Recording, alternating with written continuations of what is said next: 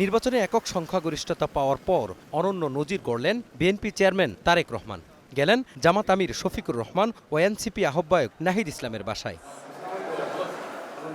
এমন সৌহার্দ্য সম্প্রীতির জন্যই বোধহয় মুখিয়ে ছিলেন ভোটাররা, যেখানে থাকবে না হিংসা হানাহানি, একে অন্যের পরিপূরক হয়ে কাজ করবেন রাজনীতিবিদরা।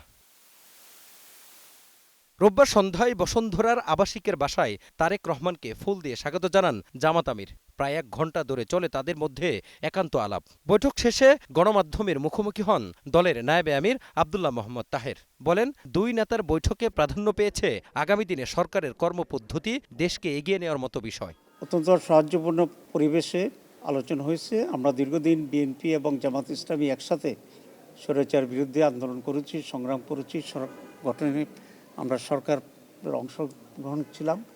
এখন একটা ফ্যাসিবাদের পতনের পরে আমরা দুটি দল আলাদাভাবে নির্বাচন করেছি, কিন্তু আমাদের ভিতরে আমরা আশা করি একটা সাহায্যপূর্ণ পরিবেশের মাধ্যমেই আগামী সময়গুলোকে আমরা রাষ্ট্র পরিচালনায় সরকার এবং বিরোধী দল সমন্বিতভাবেই আমরা দেশের জন্য কল্যাণমূলক কাজ করতে পারব।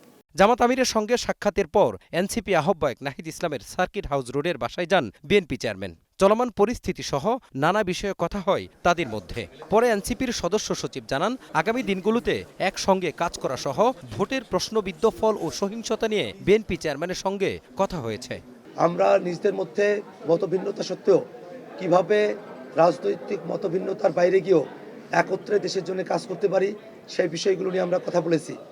বাংলাদেশের সংস্কারের যে প্রশ্ন, সেই প্রশ্নকে কিভাবে সুরাহা করা যায় এবং বিচারের যে প্রশ্ন, সেই বিষয়গুলো নিয়ে আমরা নিজেদের মধ্যে কথা বলেছি।